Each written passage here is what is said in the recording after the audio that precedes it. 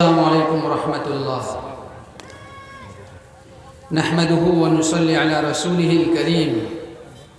اما بعد اعوذ باللہ من الشیطان الرجیم بسم اللہ الرحمن الرحیم انه من یشرک باللہ فقد حرم اللہ علیہ الجنة ومأواہ النار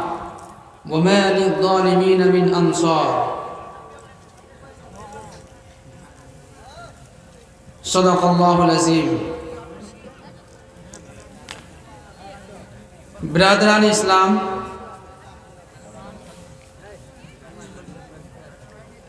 اسٹیج پر تشریف فرما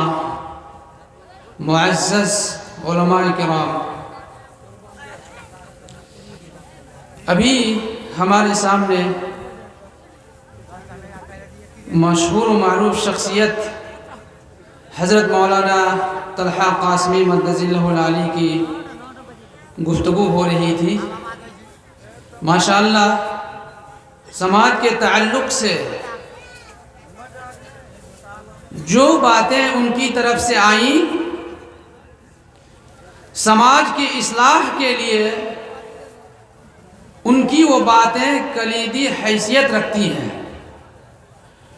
اور اگر انہی باتوں پر سماج عمل کر لے تو مجھے اللہ کی ذات پر 100% بھروسہ ہے کہ انشاءاللہ سماج میں وہ اصلاح ہوگی کہ جو بھی بگاڑ ہے وہ ختم ہو جائے گا۔ میرے ایمانی بھائیوں، میں مختلف پہلوؤں پر گفتگو کرنے کے بجائے بس 2-3 چیزوں پر آپ حضرات کی ذہن سازی کرنا چاہتا ہوں۔ سب سے پہلی چیز، اللہ تبارک و تعالی نے ہم سب کو ایمان والا بنایا، ہم سب مسلمان ہیں۔ جب اللہ تبارک و تعالی نے ہم سب کو مسلمان بنا دیا تو پھر اللہ تبارک و تعالی اسلام کی حقانیت اور اس کی اہمیت کو سمجھنے کی دعوت دیتا ہے، اور اللہ تبارک و تعالی کی طرف سے عطا کردہ نعمت پر اللہ تبارک و تعالی ہمیں شکر گزاری کا حکم کرتا ہے۔ میرے ایمانی بھائیوں، ہم سب مسلمان ہیں، ہم سب کلمہ گو ہیں، اور ایک مسلمان ہونا، ایک کلمہ گو ہونا دنیا کی تمام دولتوں سے بڑھ کر سب سے بڑی دولت ہے۔ ہمارے سامنے سے، ہمارے پاس سے اگر اسلام کی اور ایمان کی دولت ہی کو چھین لیا جائے اور دنیا کی ساری دولت کو ہمیں دے دیا جائے تو میرے ایمانی بھائیوں، دنیا کی ساری دولت ملنے کے باوجود بھی ہماری آخرت کی زندگی ہمیشہ ہمیشہ کے لیے ناکام ہے۔ لیکن اگر ہمارے پاس 1 روپیہ بھی نہ ہو، اگر ہمارے پاس مال و دولت نہ ہو، اگر ہمارے پاس رہنے کے لیے گھر اور مکان نہ ہو، اگر ہمارے پاس کھیتی کرنے کے لیے زمین نہ ہو، ہمارے پاس صرف ایمان ہو، ایک اللہ کا کلمہ ہمارے پاس میں موجود ہو، تو رب کعبہ کی قسم ہم سے بڑھ کر اور کوئی کامیاب دنیا میں ہو نہیں سکتا۔ آج پوری دنیا مسلمانوں سے جو چیز چھیننا چاہ رہی ہے وہ چیز کوئی دوسری چیز نہیں ہے، وہ چیز ان کا ایمان ہے۔ دنیا تو چھوڑے، جس ملک میں ہم لوگ سانس لے رہے ہیں، آج اس ملک میں مسلمانوں کی جس چیز پر سب سے زیادہ حملہ ہو رہا ہے وہ چیز ان کا ایمان ہے۔ آج ہمارے ملک میں میڈیا کے ذریعے سے، آج ہمارے ملک میں لوگوں کو مسلمانوں کے خلاف بھڑکا کر جس بات کا ماحول بنایا جا رہا ہے وہ ماحول یہ ہے کہ مسلمان اس ملک کا دشمن ہے، مسلمان غیروں کا دشمن ہے۔ میرے ایمانی بھائیوں، تاریخ گواہ ہے کہ جب جب اہل اسلام پر حملہ ہوا تب اگر کوئی جماعت سب سے پہلے آگے بڑھی تو وہ جماعت ان علماء کی جماعت رہی ہے۔ اس ملک میں جب اس ملک کو غلام بنانے کی کوشش کی گئی اور اس ملک میں ہمیں ہمیشہ کے لیے غلام بنانے کی کوشش کی گئی، خواہ وہ مسلمان ہو یا غیر ہو، تو سب سے پہلے اگر اس غلامی سے آزادی کے لیے آگے بڑھے تو علماء کرام آگے بڑھے۔ میرے ایمانی بھائیوں، مگر ایک بات ہے، غیروں میں اور ہم میں جو فرق والی بات ہے وہ بات یہ ہے کہ غیروں کے پاس ایمان نہیں ہے، غیروں کے پاس میں ایمان کی دولت نہیں ہے۔ یقیناً شہادتیں ان کی بھی ہوئی اس ملک کی حفاظت کے لیے، مگر مسلمانوں نے جو اپنی قربانیاں پیش کی ہیں انہوں نے اس ملک کو اپنے خون سے سینچا، اس ملک کی حفاظت کی، ہمیشہ کے لیے اس ملک سے انگریزوں کو بھگایا، لیکن ساتھ میں اپنے کلمے کو اور ایمان کو بھی اپنے سینے سے جانے نہیں دیا۔ میرے ایمانی بھائیوں، اگر ہمارے پاس سے ایمان ہی چھن جائے، جیسا کہ چاروں طرف سے کوششیں ہو رہی ہیں، تو ہمارے لیے کامیابی کا کوئی راستہ نہیں ہے۔ آج کچھ لوگ دنیا میں ایسے ہیں جو دنیا کے مالداروں کی فہرست میں ان کا نام آ رہا ہے، اور آئے دن خبروں میں چینلوں میں دکھایا جا رہا ہے کہ دنیا کا پہلا نمبر مالدار یہ ہے، دنیا کا دوسرا نمبر دولت مند یہ ہے، دنیا کا تیسرا نمبر دولت مند یہ ہے۔ میرے ایمانی بھائیوں، ان سب کے پاس میں دنیا کی دولت کا تقریباً زیادہ تر حصہ سمٹ چکا ہے، لیکن رب کعبہ کی قسم ہم سب غریب ضرور ہیں، ہم مالداری سے دور ضرور ہیں، ہم دولت سے دور ضرور ہیں، ہماری زندگی فقر و فاقہ کی ضرور ہے، مگر اس اللہ کی قسم جس نے ہم سب کو پیدا کیا، ہمارے پاس میں وہ ایمان کی دولت ہے کہ اگر کوئی بت خانے میں جا کر، اگر کوئی کسی مندر میں جا کر 1 کوئنٹل اگر وہ سونا بھی چڑھا دے، وہ سونا اللہ کو منظور نہیں ہوگا، مگر ہم اگر اپنے اللہ کے راستے میں 1 روپیہ بھی خرچ کریں گے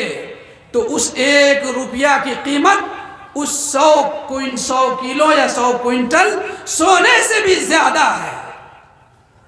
اللہ نے قرآن مجید کے اندر فرمایا، ان الذین کفروا وماتوا وهم کفار فلن يقبل من احدهم ملء الارض ذهبا ولو افتدى به، جو لوگ کافر ہیں اور کفر کی حالت میں مر گئے ان سے قبول نہیں کیا جائے گا، اگرچہ وہ روئے زمین کے برابر سونا ہی ہدیہ کیوں نہ کر دے۔ میرے ایمانی بھائیوں، آج بڑے بڑے بت خانوں میں آج سونوں کے ڈھیر لگ رہے ہیں، اور ان ڈھیروں کے ذریعے سے مسلمانوں کے ایمان کو چھیننے کی کوششیں ہو رہی ہیں کہ تمہاری غربت کا خاتمہ تب ہوگا جب تم اپنے سر کو اپنے رب کے سامنے جھکانے کے بجائے ان بت خانوں میں آ کر جھکانے لگو۔ میرے ایمانی بھائیوں، مگر یہ بات یاد رکھیں، اگر ہم نے ان کے جھانسے میں آ کر اپنے ایمان سے ہاتھ دھو لیا تو کسی بھی صورت میں ہمیں کامیابی نہیں مل سکتی۔ جب نوح کے لڑکے نے اسلام کو ٹھکرایا، جب نوح علیہ السلام جیسے پیغمبر کے لڑکے نے ایمان کو قبول نہ کیا، اللہ نے ہمیشہ کی آخرت کی زندگی میں اسے برباد کر دیا، ہمیشہ کے لیے اسے جہنمی بنا دیا۔ جب حضرت ابراہیم علیہ السلام کی دعوت کو ان کے باپ نے قبول نہ کیا تو اللہ تبارک و تعالیٰ نے ان کے باپ کو بھی ہمیشہ کے لیے ناکام بنا دیا۔ اسی طرح سے آخری نبی جناب محمد الرسول اللہ صلی اللہ علیہ وسلم کے پیارے چچا ابو طالب نے جب آپ کی دعوت کو قبول نہ کیا، آپ کے کلمے پر وہ ایمان نہ لائے، تو ہمیشہ ہمیشہ کے لیے جہنمی بنے رہ گئے۔ میرے ایمانی بھائیوں، آج ہمارے ایمان پر جو ڈاکہ ڈالنے کی کوششیں ہو رہی ہیں، اور ہمارے کتنے بھائی ایسے ہیں جو بت پرستی والا عمل کر رہے ہیں، وہ مندروں میں جا کر سجدہ کر رہے ہیں، چڑھاوا چڑھا رہے ہیں، ان کو اس بات کا کوئی غم نہیں ہے۔ وہ یہ کہہ رہے ہیں کہ ملک کی یکجہتی کی سالمیت کے لیے، ملک کی جمہوریت کو برقرار رکھنے کے لیے یہ سب کرنا ہے۔ میرے ایمانی بھائیوں، اگر بھول کر ہم نے ایسا کام کر لیا تو اللہ کیا فرماتے ہیں قرآن مجید کے اندر؟ وَمَن يَرْتَدِدْ مِنْكُمْ عَنْ دِينِهِ فَيَمُتْ وَهُوَ كَافِرٌ فَأُولَئِكَ حَبِطَتْ أَعْمَالُهُمْ فِي الدُّنْيَا وَالْآخِرَةِ وَأُولَئِكَ أَصْحَابُ النَّارِ هُمْ فِيهَا خَالِدُونَ۔ تم میں سے جو شخص اسلام سے پھر جائے اور کفر کی حالت میں وہ مر جائے، یہی وہ لوگ ہیں جو جہنمی ہیں اور ہمیشہ ہمیشہ کے لیے وہ جہنم میں رہیں گے۔ میرے ایمانی بھائیوں، اس لیے ہم سب اپنے ایمان کی سب سے پہلے فکر کریں۔ آج بعض صوبوں میں UCC کے نام سے مسلمانوں کو ڈرانے کی کوششیں ہو رہی ہیں۔ آسام میں، اسی طرح سے ایک دوسرے صوبے میں UCC یعنی یونیفارم سول کوڈ کو نافذ کرنے کی کوشش ہو رہی ہے، جس میں سب سے زیادہ ٹارگٹ اگر کسی قوم کو، طبقے کو بنایا جا رہا ہے تو مسلمانوں کو بنایا جا رہا ہے۔ میرے ایمانی بھائیوں، آج جو ہمارے امام صاحب یا ایک عالم دین آ کر، جو قرآن و سنت کی روشنی میں آ کر ہمارے نکاح کرنے والے کا نکاح پڑھا کے جاتے ہیں، اسی طرح سے ان کے اسلام کے دیگر مسائل وہ بیان کرتے ہیں، وراثت کے مسائل بیان کرتے ہیں، یہ یونیفارم سول کوڈ کو اگر انہوں نے نافذ کر دیا تو پھر ہم سب ان قرآن و سنت کے مسائل پر عمل نہیں کر پائیں گے، بلکہ ہمیں قرآن و سنت کے مسائل سے ہٹ کر ہمیں ایک منمانی کی زندگی گزارنی پڑے گی۔ اس لیے میرے ایمانی بھائیوں، اگر ہمیں اپنے اسلام کو مضبوط کرنا ہے تو سب سے پہلے ہم خالص مسلمان بنیں۔ اگر اسلام پہ آج غیروں کی طرف سے حملہ ہو رہا ہے تو اس کی وجہ کوئی دوسرا نہیں ہے، بلکہ اس کی وجہ ہم سب ہیں کہ آج ہم سب نے اپنے اسلام پر عمل کرنا چھوڑ دیا۔ میرے ایمانی بھائیوں، آج جو UCC کا جو مسودہ تیار ہو رہا، اس میں ایک مسئلہ سامنے آ رہا ہے۔ وہ مسئلہ یہ ہے کہ مردوں کی طرح سے عورتوں کو بھی جائیداد میں برابر کا حق دیا جائے۔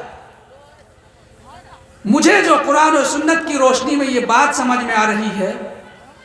ہم سب کی اپنی ناکامی اور کوتاہی کی وجہ سے بھی یہ چیز آج غیر کی طرف سے ہمارے اوپر تھوپی جا رہی ہے، تھوپنے کی کوشش ہو رہی ہے۔ آج ہمارے سماج کا حال یہ ہے کہ ہم اپنی اولاد کو جائیداد میں حصہ تو دیتے ہیں، ہم اپنی زندگی میں دیتے ہیں۔ مسئلہ یہ ہے کہ اگر ہم اپنی حیات میں اپنی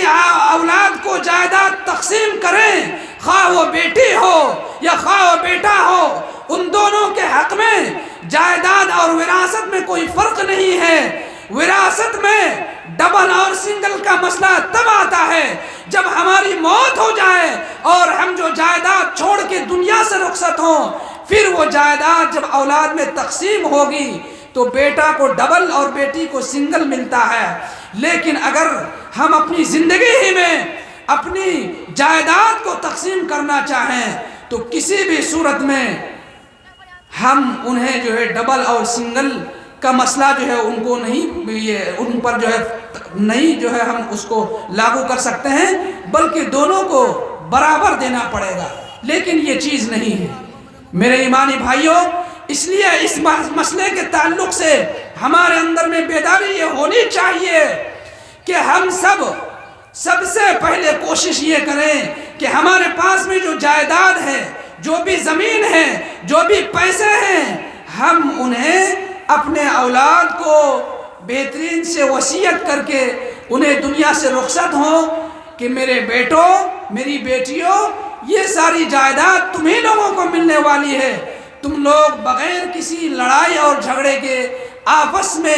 قرآن کی آیات کی روشنی میں، حدیث کی روشنی میں آپس میں تقسیم کروا لینا، لیکن تم لوگ آپس میں لڑنا نہیں۔ اگر یہ چیز ہم لوگ کرتے ہیں تو انشاءاللہ تبارک و تعالی جو آج سماج میں جو جائیداد میں اور وراثت میں ہم حقوق میں جو کمی کر رہے ہیں وہ کمی انشاءاللہ دور ہوگی، اور غیر کی طرف سے جو یہ حملے کی کوشش ہو رہی ہے انشاءاللہ ان کے حملے کا منہ توڑ جواب ہوگا۔ میرے ایمانی بھائیوں، ایک تیسری چیز کی طرف میں آپ کی نشاندہی کر کے میں اپنی بات ختم کروں گا۔ وہ تیسری چیز یہ ہے کہ آج پوری دنیا کی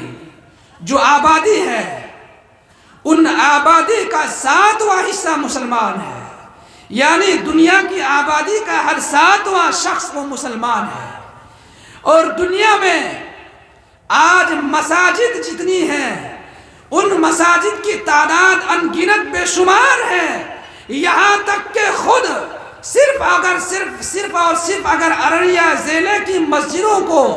اگر گنا جائے 5000 سے زیادہ مسجدیں ہمارے سامنے اور گنتی میں آئیں گی۔ میرے ایمانی بھائیوں، اگر یہ مسجدیں آج اپنی پوری مضبوطی کے ساتھ میں قائم ہیں تو وہ صرف اور صرف علماء کرام کی قربانیوں کا نتیجہ ہے۔ اس لیے آج اگر ہم نے علماء کرام کی صحبت کو بنائے رکھا، ان کی صحبت کو اختیار کیے رکھا، تو یقین مانیے کہ ہمیں غیر جو اپنی طرف سے ہمارے اوپر حملے کی کوشش کر رہے ہیں کسی بھی صورت میں وہ حملے میں کامیاب نہیں ہو سکتے۔ لیکن اگر علماء کے دامن کو ہم نے چھوڑ دیا، اگر ہم نے اپنی منمانی کی زندگی گزاری، ہمارے ذہن و دماغ میں جو آیا وہ کیا، تو سن لیجئے غیروں کی جو کوشش ہے وہ اپنی کوشش میں کامیاب ہو جائیں گے، اور کہیں ایسا بھی نہ ہو کہ پھر دیکھتے ہی دیکھتے ہم اپنے ایمان سے ہاتھ دھو لیں۔ اس لیے خواہ مسئلہ مسجد کا ہو، خواہ مسئلہ نکاح کا ہو، خواہ مسئلہ وراثت کا ہو، خواہ مسئلہ دین کے کسی بھی شعبے کا ہو، جب کسی مسئلے میں ہمیں سمجھنے کی ضرورت پڑے، ہر صورت میں ہر حال میں ہم علماء کرام سے رہنمائی لیتے رہیں۔ اور یہ جو خوبصورت پروگرام آپ نے سجایا ہے 2 دنوں کا، اس پروگرام کو کامیاب بنانا یہ ذمہ داری آپ کی ہے۔ یہ آپ بہت زیادہ مبارکبادی کے مستحق ہیں کہ آپ نے 2 دنوں کا پروگرام یہاں منعقد کیا ہے۔ ہمیں ہر جگہ پہ یہ پروگرام ہو رہا ہے، آپ کی جب یہاں بستی میں یہ پروگرام ہے تو پھر آپ کی یہ ذمہ داری بنتی ہے کہ علماء کرام کو آپ نے جو عزت کے ساتھ میں بلایا ہے، خواہ کیسا بھی عالم دین ہو، جب وہ قرآن و سنت کی بات کرے تو آپ اپنے گھروں میں رہنے کے بجائے، آپ اپنی دکانوں میں رہنے کے بجائے یہاں پنڈال پر اور اسٹیج پر تشریف لایا کریں اور علماء کرام کی گفتگو سے فائدہ اٹھائیں۔ اور مسجد کے تعلق سے خصوصاً جو یہ پروگرام رکھا گیا ہے اس تعلق سے آپ اللہ نے جو کچھ بھی آپ کو دیا ہے اس میں سے دل کھول کر تعاون فرمائیں۔ جب ہم دل کھول کر اللہ کے گھر کے لیے تعاون کریں گے،